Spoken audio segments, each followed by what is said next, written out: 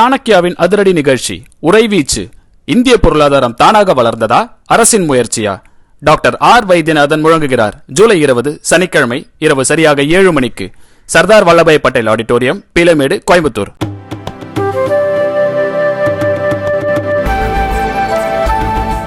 உயர்த்துறீங்கன்னா பல சாக்குப்போக்கு காரணங்கள். 10 ஆண்டுகளா மின்துறை எப்படி இருந்துச்சு, மத்திய அரசு எங்களை வற்புறுத்துறாங்க, லெட்டர் மேல் லெட்டர் போட்டாங்க, அதனால் வேறு வழி இல்லை, அதனால் நான் உயர்த்திட்டேன் அப்படின்னு சொல்லி. அதனால் இந்த பத்திரிகையாளர் சந்திப்பில் கொஞ்சம் டெக்னிக்கலாக பேசினாலும் கூட அதை கொஞ்சம் டீட்டெயிலாக நம்முடைய பத்திரிகை நண்பர்கள் மூலமாக தமிழ் மக்களுக்கு அதை எடுத்து செல்ல வேண்டும். அப்படி இருக்கும் பொழுது தான் நம் மக்களுக்கு தெளிவாக புரியும் யார் வாக்குறுதிகளை கொடுத்துவிட்டு மக்களை ஏமாற்றுவதற்காக சாக்குப்போக்கு காரணங்களை சொல்லுகின்றார்கள் என்று. நேற்று நம்முடைய மின்துறை அமைச்சர் அவர்கள் பேசும்பொழுது மிக முக்கிய காரணமாக சொன்னது நம்முடைய TANGEDCO, Tamil Nadu power generating producing company TANGEDCO என்பது ஒரு நிறுவனம், தமிழ்நாடு அரசினுடைய நிறுவனம். நம்முடைய கரண்ட்டை உற்பத்தி பண்ணுறதுலேருந்து அதை டிரான்ஸ்மிட் பண்ணுறதுலேருந்து பில் போட்டு பணம் வாங்குவதிலிருந்து தமிழக அரசு நிறுவனம். அது 10 ஆண்டுகளாக எப்படிப்பட்ட நமக்கு லாஸ் ஆயிருக்கு, நம்முடைய லாஸ் பெரிதாக இருக்கு, 1 லட்சம் கோடிக்கு மேலே நமக்கு லாஸ் ஆயிருக்கு, இதெல்லாம் பேசினாங்க. அது ஒரு பக்கம். அதை நாம் இரண்டாவதாக பார்ப்போம்.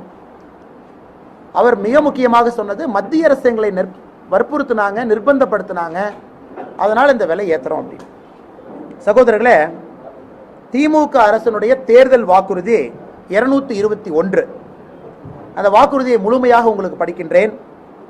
மாதம் ஒரு முறை மின் உபயோகம் கணக்கிடும் முறை கொண்டு வரப்படும்.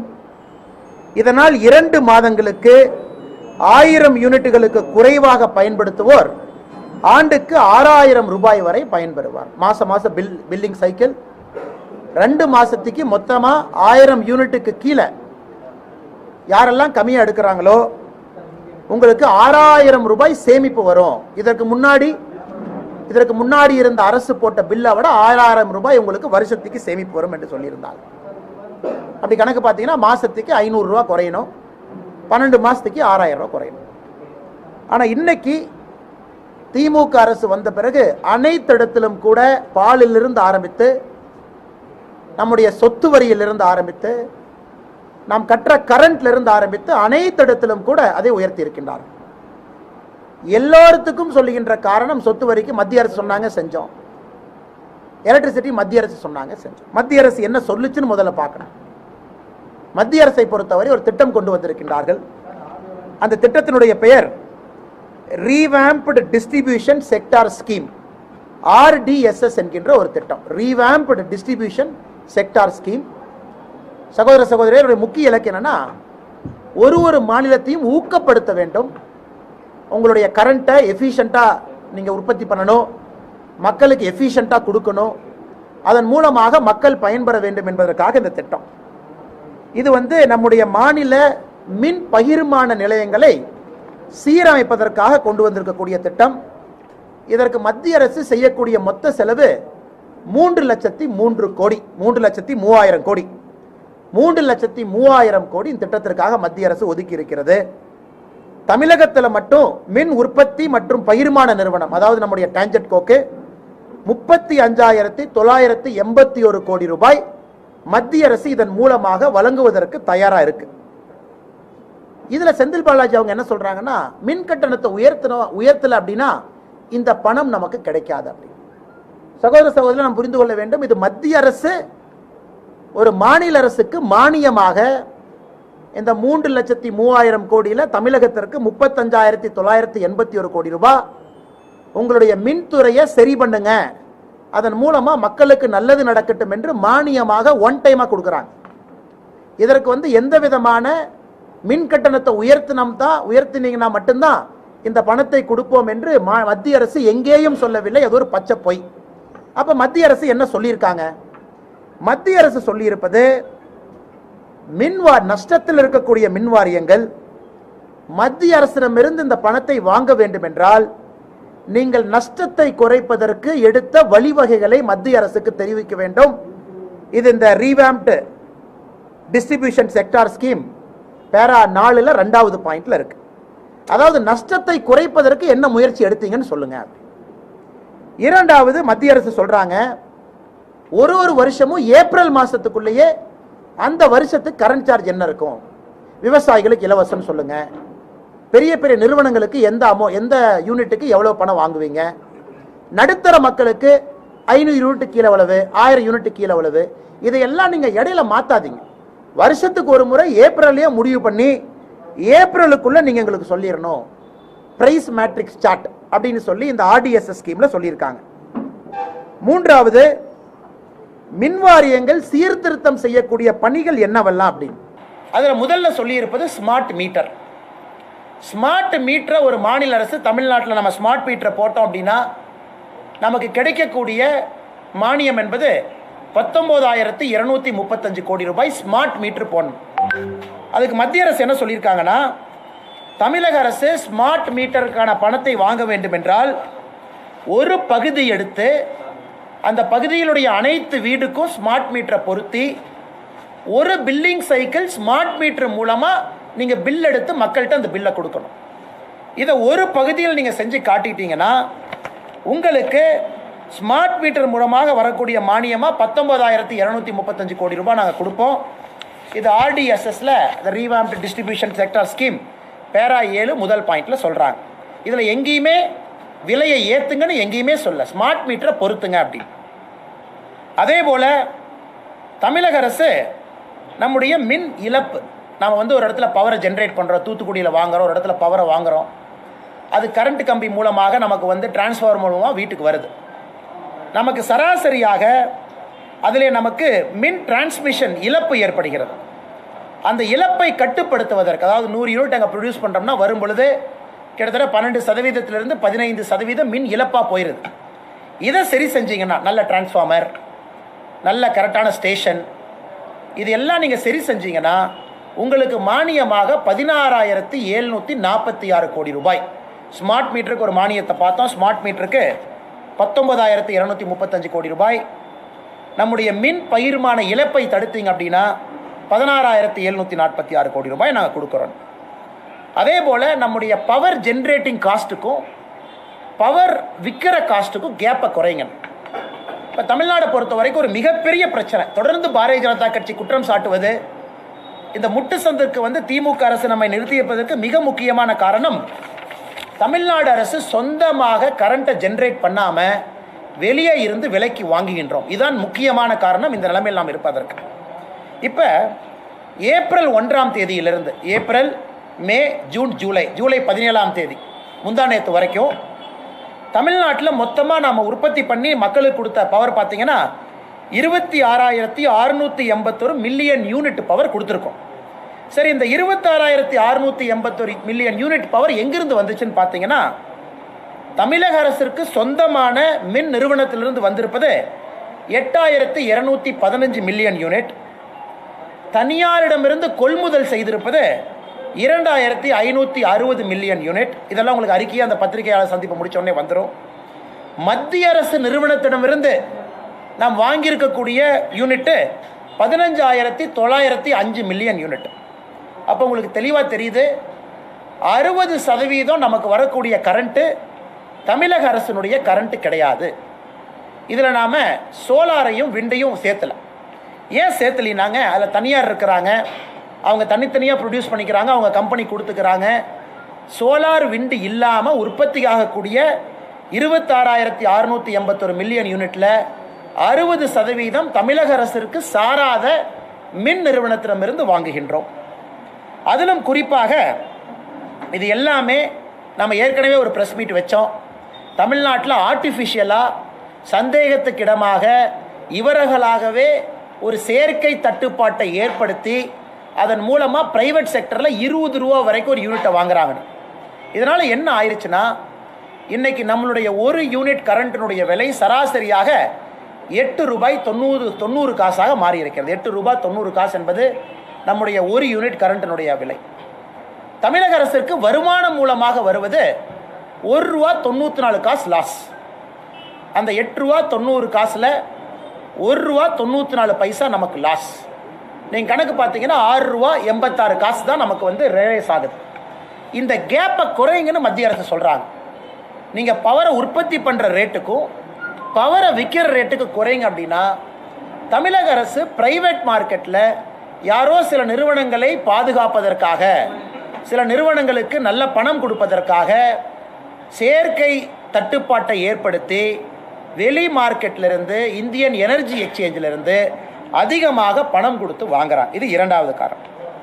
அடுத்தது மிக முக்கியமாக சகோதரர்களே, இந்தியா முழுவதும் இருக்கக்கூடிய தெர்மல் பவர் ஸ்டேஷனில் இந்த உற்பத்தி திறன் என்று சொல்லக்கூடிய ஒரு இலக்கு பிளான்ட் லோடு ஃபேக்டர் PLF.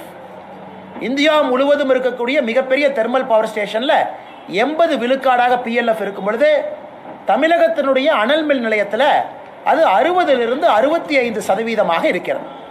எதற்கு குறைவு என்றால் நம்ம சொல்லியிருக்கோம், இந்த BGR என்கின்ற நிறுவனம் பக்கத்தில் இருக்கக்கூடிய மேட்டூர் தெர்மல் பவர் ஸ்டேஷனில் முழுவதுமாக அவங்களுடைய எக்யூப்மெண்ட் தான் இருக்குது. இன்றைக்கி மேட்டூர் தெர்மல் பவர் ஸ்டேஷனுடைய எஃபிஷியன்சி, இதற்கு முன்பு திமுக ஆட்சியில் BGR நிறுவனம் அந்த டெண்டர் எடுத்து மேட்டூர் பவர் ஸ்டேஷன் பண்ணாங்க. அதனுடைய பிளான்ட் லோடு ஃபேக்டர் வெறும் 61% மட்டும்தான்.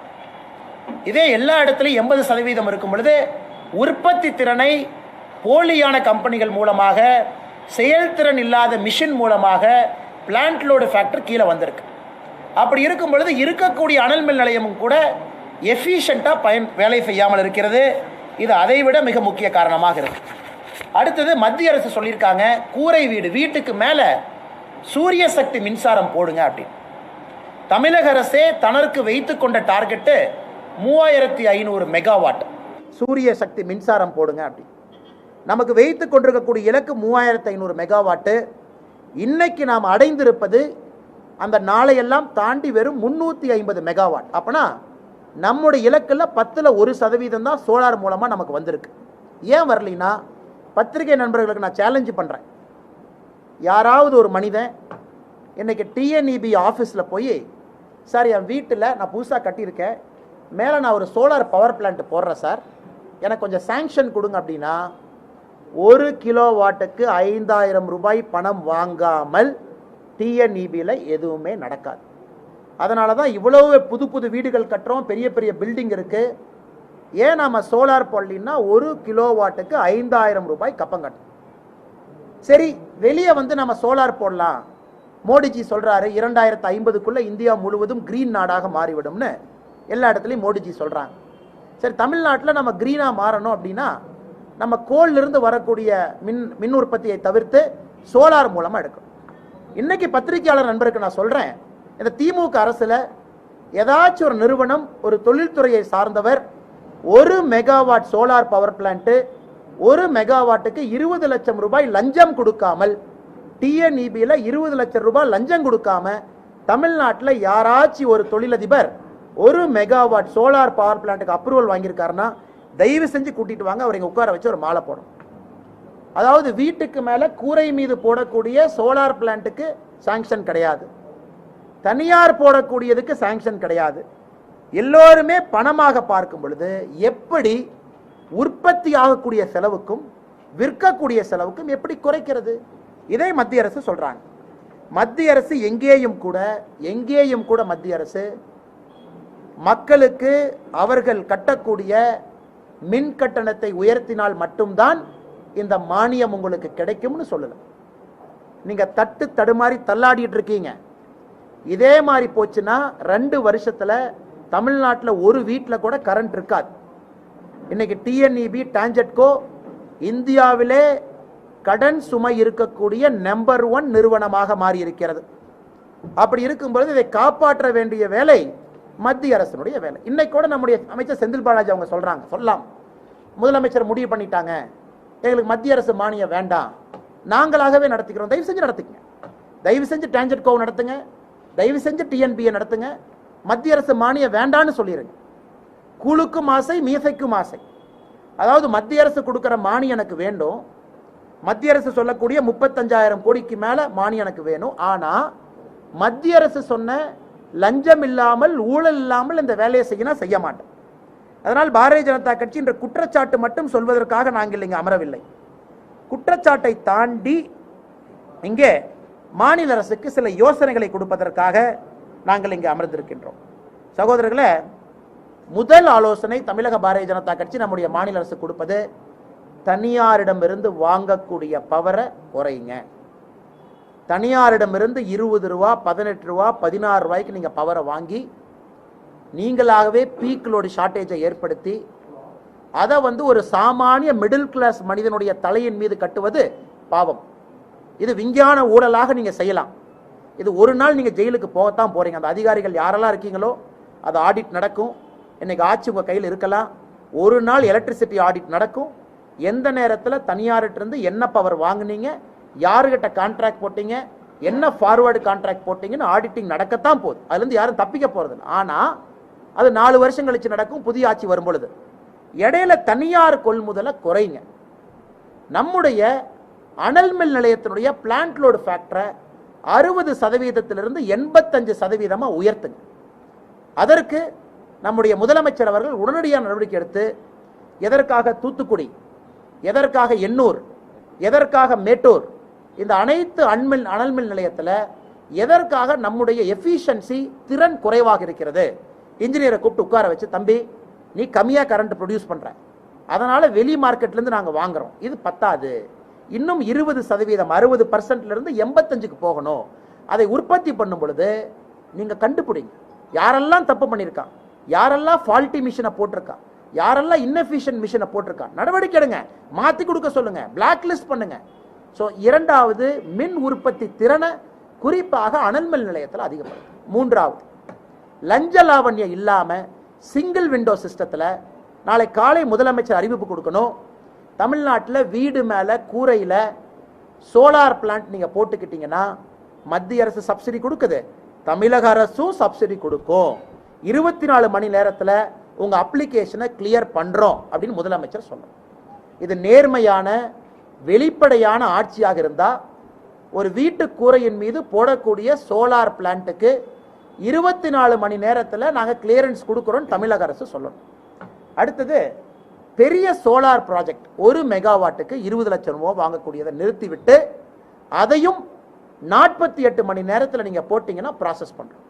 ஏன்னா தமிழ்நாடை பொறுத்தவரை நாங்கள் மின் மிகை மாநிலம்னு நம்ம பெருமைப்படுறதுல இது கிடையாது.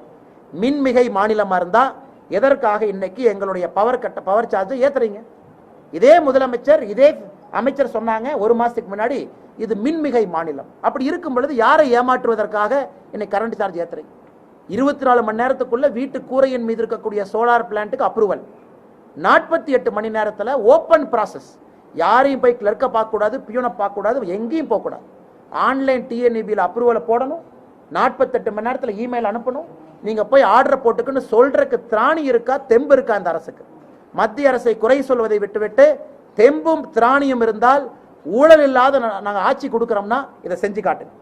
அடுத்து சகோதரர்களே, 3வது 4வது யோசனையாக நாங்கள் சொல்வது, இந்த பொய்யான தவறான இவ்வளவு நடந்து மேட்டூரில் பிஜிஆர் நிறுவனம் தவறு செய்து 2011 அந்த 800 கான்ட்ராக்டை தூக்கி மறுபடியும் 4600 மெகாவாட்டு கொடுத்துருக்கீங்க. அவங்க மறுபடியும் அது 60% பிளான்ட் லோடு ஃபேக்டருக்கு தான் போகிறாங்க. அது மறுபடியும் நம்ம வெளியிருந்து கரண்ட்டை வாங்கத்தான் போகிறோம். இதெல்லாம் கேன்சல் பண்ணுங்க. இதெல்லாம் மக்களுக்கு இது புரியாது, காம்ப்ளிகேட்டட் டேர்மு, மக்களுக்கு யூனிட்னா என்னன்னு தெரியாத வச்சு நாங்கள் ஏமாத்திக்கலாம். எத்தனை நாளைக்கு? எல்லா மக்களுமே அறிவாளி ஆகிவிட்டார்கள். எல்லாரும் கூகுள் பண்ணி பார்க்குறான், பிளான்ட் லோடு ஃபேக்டரா என்ன, அனல் மின் நிலையம்னா என்ன, எங்கிருந்து பவர் வருதுன்னு. யாரும் முட்டாள் கிடையாது. அந்த காலத்து மாதிரி மக்களை முட்டாளாக நினைத்து இந்த அரசு ஆட்சி நடத்தி கொண்டிருக்கிறது. அந்த 800க்கு பிஜிஆர் கொடுத்ததை உடனடியாக கேன்சல் பண்ணுங்க. பிஜிஆர் அவங்க மேட்டூர் தெர்மல் பவர் ஸ்டேஷன்லேயே ஃபெயில் ஆயிட்டாங்க. அடுத்தது, டிரான்ஸ்மிஷன் லாஸ். இப்போ தமிழ்நாட்டில் இன்னைக்கு தேதியில் பார்த்தீங்கன்னா, இன்னைக்கு தேதியில் மொத்தமாக தமிழகத்தில் இருக்கக்கூடிய டிரான்ஸ்ஃபார்மர், எவ்வளோ டிரான்ஸ்ஃபார்மர் நம்முடைய தமிழ்நாட்டுக்குள்ள இருக்குன்னு பார்த்தீங்கன்னா 1,80,748 இருக்கு. குறிப்பாக நம்முடைய கிராமப்புறம், தமிழகத்தினுடைய கிராமப்புறங்களிலே உள்ள விநியோக மின் மாற்றிகளின் எண்ணிக்கை 1,80,748 ஆகும். இதில் 10%க்கு மட்டும்தான் ஸ்மார்ட் மீட்டர் போட்டிருக்கும். ஸ்மார்ட் மீட்டர்னா அந்த மீட்டரை யாரும் ஏமாற்ற முடியாது, அந்த மீட்டரை சூடு வைக்க முடியாது, அந்த மீட்டரில் சரியான அளவை காட்டும். நீங்கள் பணம் வாங்குவதற்காக சில பெரிய நிறுவனங்களுக்கு மீட்டரிலிருந்து அட்ஜஸ்ட்மெண்ட் டிஎன்இபி செய்யுது. இதெல்லாம் நீங்க செஞ்சுட்டு லாஸ் வந்ததுக்கு அப்புறம் அதை கொண்டாந்து சாமானிய மனிதனுடைய தலை மீது போடுறீங்க. ஆனால் தமிழகத்தில் ஸ்மார்ட் மீட்டர் ஃபர்ஸ்ட் நிறுவனங்களுக்கு மாட்டுது. நிறுவனங்களுக்கெல்லாம் முடித்த பிறகு அடுத்து இங்க இருக்கக்கூடிய எல்லோருக்குமே ஸ்மார்ட் மீட்டரை மாட்டுது. அது மத்திய அரசு மானியம் கொடுக்குது. அதுல எந்த விதமான காசு இல்லை. ஸ்மார்ட் மீட்டர் நீங்க ஃப்ரீயா மாட்டணும். அதற்கு மத்திய அரசு கொடுக்குற பணத்தை வச்சு மாட்டுது. அடுத்தது நம்முடைய ஃபீடர் மெக்கானிசம். ஃபீடர்ல பாத்தீங்கன்னா விவசாயத்திற்கு தேவையான கரண்ட் வீட்டுக்கு போற கரண்ட் ஃபீடர்ல பிரிக்காம இருக்கும். இதனாலதான் பிரச்சனை என்ன, விவசாய நண்பர்களுக்கும் பிரச்சனை. இப்ப நீங்க விவசாயத்திற்கு என்னுடைய தோட்டம் எல்லாத்துலயுமே 2 ஃபேஸ் கரண்ட் தான் வருது, 3 ஃபேஸ் இல்ல. கேட்டீங்கன்னா மின் தட்டுப்பாடுன்னு ஒரு பொய்யை வேற சொல்றீங்க. இது எல்லா இடத்திலும் பார்த்து கொண்டிருக்கின்றோம். ஃபீடர்ல இருந்து ஆரம்பித்து விவசாயத்திற்கு தனியாக இலவசமாக மாநில அரசால் முழுமையாக கரண்ட் கொடுக்க முடியும். அது எந்த மாற்று கருத்து இல்லை. விவசாயத்துக்கு இலவசமா கொடுக்கணும். அது கொடுக்கறதுக்கான தெம்பும் தானியம் இந்த அரசுக்கு இருக்கு. ஆனா நீங்க என்ன பண்றீங்கன்னா விவசாயத்துக்கு கரண்ட் கொடுக்கறங்கிற பேர்ல ஏகப்பட்ட பவர் லீக்கேஜ் நடக்குது. 3 ஃபேஸ் போய் 2 ஃபேஸ் வந்துட்டு இருக்கு. சாமானிய மக்களுடைய தலையின் மீது இடியை போல் உங்களுடைய காஸ்ட் அப்பப்ப ஏத்திடுறீங்க.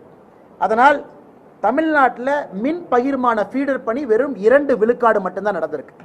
ஸ்மார்ட் மீட்டர் 10 விழுக்காடு, ஃபீடர் நடந்திருப்பது வெறும் 2 விழுக்காடு.